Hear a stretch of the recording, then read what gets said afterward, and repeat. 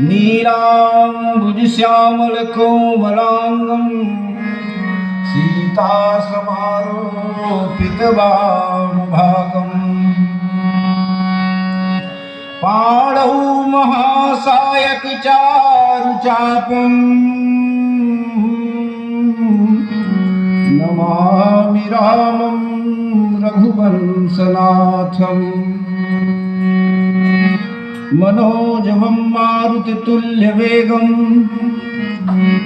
जितेन्द्रियं बुद्धिमतां वरिष्ठं वातात्मजं वानरयूथमुख्यं श्रीरामदूतं शरणं प्रपद्ये। यत्र यत्र रघुनाथकीर्तनं तत्र तत्र कृतमस्तकाञ्जलिं बाष्पवारि परिपूर्णलोचनं मारुतिं नमत राक्षसान्तकम्। भवानी शंकरौ वन्दे श्रद्धा विश्वासरूपिणौ याभ्यां विना न पश्यन्ति सिद्धाः स्वान्तः स्वमीश्वरम्।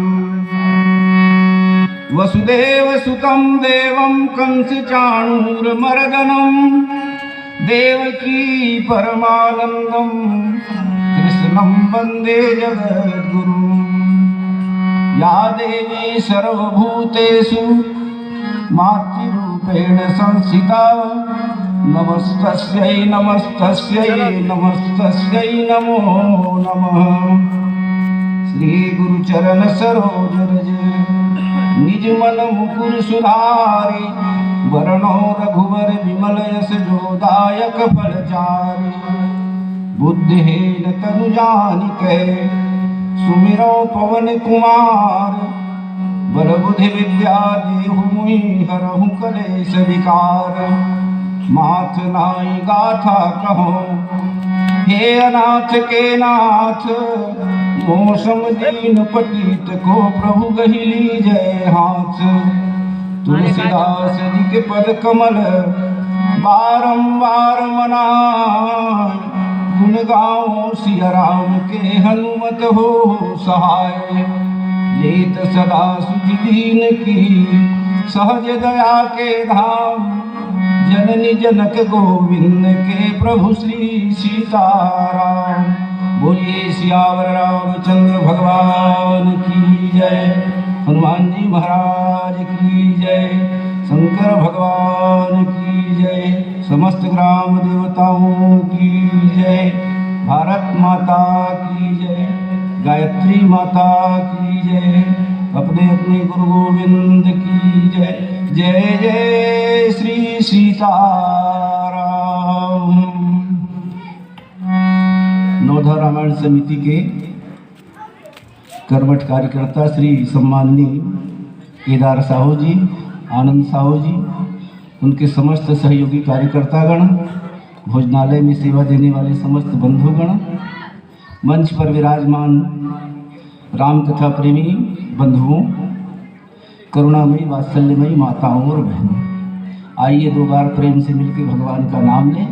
तत्पश्चात यहाँ जो राम कथा गंगा की धारा बह रही है, एक धारा अभी प्रयागराज में बह रही है त्रिवेणी संगम, वो वही संगम यहाँ भी है। क्योंकि जहाँ भगवान की कथा होती है वहाँ समस्त तीर्थ आकर के विराजमान हो जाते हैं। अभी प्रयागराज में महाकुंभ चल रहा है। 144 वर्ष के बाद ऐसा संयोग पड़ा है। वो लोग भाग्यशाली हैं जो वहाँ पहुँच रहे हैं, लेकिन हम लोग भी उनसे कम भाग्यशाली नहीं हैं, क्योंकि वही त्रिवेणी यहाँ भी बह रही है। इसलिए आइए प्रेम से सब कोई बोले सीताराम जय सीताराम।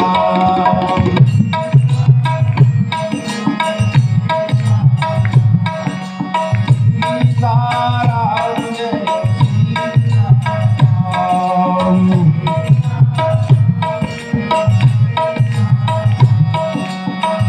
सीताराम जय सीताराम।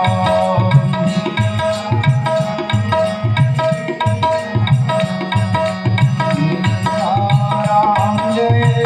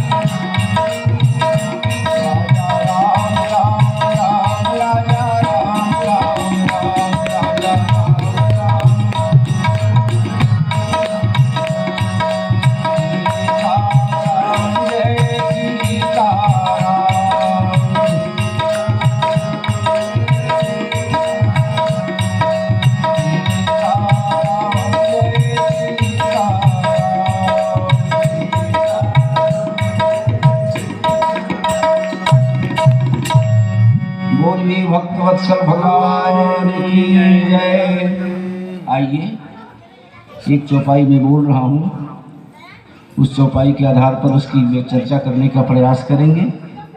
चौपाई जिससे भी बनता है सब लोग गा सकते हैं, और नहीं बन सकता है तो सीताराम कहते जाइए, कोई दिक्कत नहीं।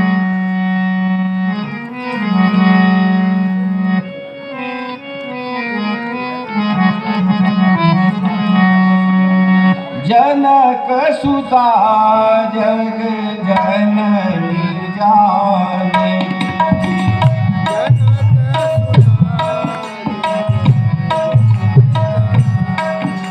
नहीं बनता तो सीताराम या सीताराम सब बोलिए।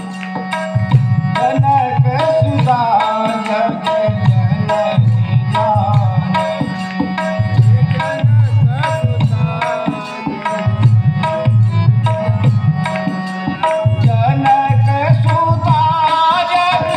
जननी जाने,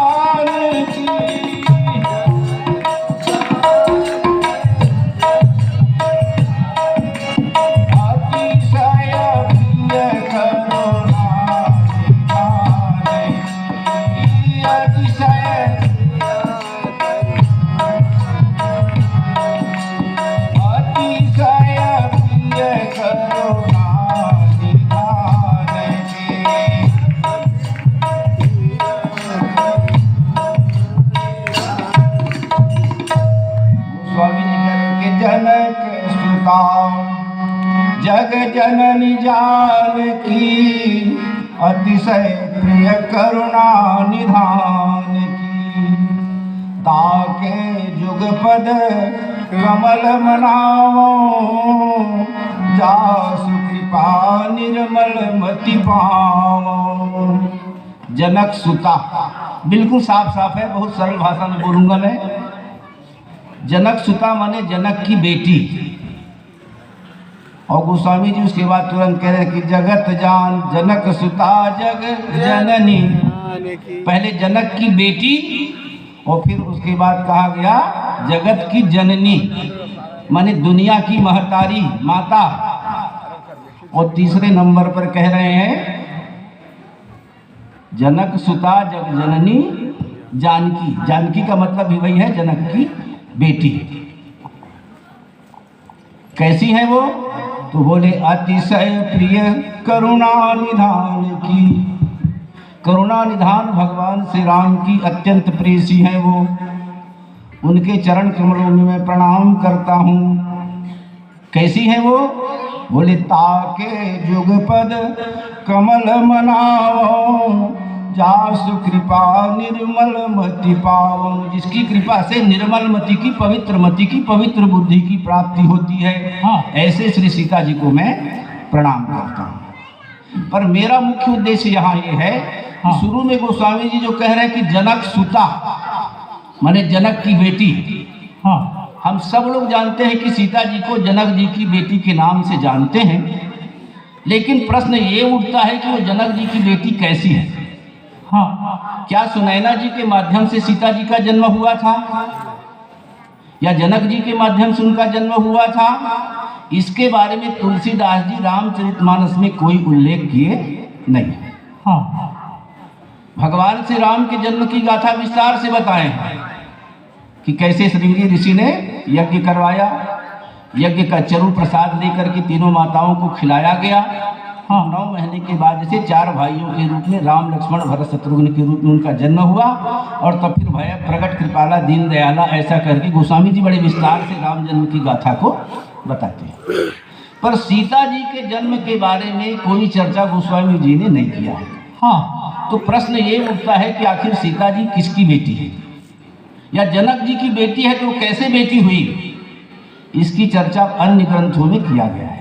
मैं कथा को बहुत संक्षिप्त में बताऊंगा, बहुत थोड़े रूप में बताऊंगा, क्योंकि मैं हर बार देखता हूं कि कथा बताने के बाद कथा का जो रहस्य है, कथा का जो तत्व है, कथा का जो राज है, वो पता ही नहीं चल पाता। क्योंकि कथा सुन भर लेने से, हम कथा तो सुन लेते हैं, ठीक है कि राम जी ने ऐसा किया, दशरथ जी ने ऐसा किया, मनु जी ने ऐसा किया, परशुराम जी ने ऐसा किया, पर वो किया तो किसके लिए किया? सवाल ये है, वो हमारे लिए है। भगवान की कथा में हमारे जीवन की समस्याओं का हल बताया गया है, समाधान बताया गया है। इसलिए उन कथाओं के माध्यम से हमको अपने जीवन में क्या करना है, क्या उतारना है, इस बात की जानकारी हमको होनी चाहिए। हाँ, ये कथा केवल कहानी नहीं है। कथा का मतलब ही होता है, कथा का मतलब होता है किम कथ्यते इति कथा, माने ऐसा कहा गया तो क्यों कहा गया, हाँ, उसी का नाम है कथा। तो चलिए सीता जी के जन्म के बारे में कुछ ग्रंथों में कुछ, क्योंकि रामायण एक नहीं है, रामायण शतकोटि अपारा, 100 करोड़ के बाद भी गोस्वामी जी कहते हैं कि अपार रामायण है। हाँ, वाल्मीकि रामायण, तुलसीकृत रामायण, कंब रामायण, हनुमत रामायण, शिव रामायण, भुसुंडी रामायण, ऐसे बहुत सारे रामायण हैं। और उन रामायणों में सीता जी के जन्म की चर्चा की गई है। हाँ, आइए मैं संक्षिप्त में पहले कथा बताऊं। कथा पहले सावधानी, मैं हर बार बोलता हूँ कि मैं जो कथा बताता हूँ उसको ध्यान से सुनिए पहले, क्योंकि बाद में उसी कथा के ऊपर हम चर्चा करते हैं। हाँ, इसलिए आपको भी याद रखना है, मेरे को भी याद रखना है, लेकिन मेरी मजबूरी एक मैं भूल जाता हूँ। कथा ऐसी है, पद्माक्ष नाम के एक राजा थे, बहुत ध्यान से सुनिएगा, बहुत थोड़े में बताऊंगा मैं। पद्माक्ष नाम के एक राजा थे, उन्होंने माता लक्ष्मी की तपस्या किया। हाँ, लक्ष्मी जी को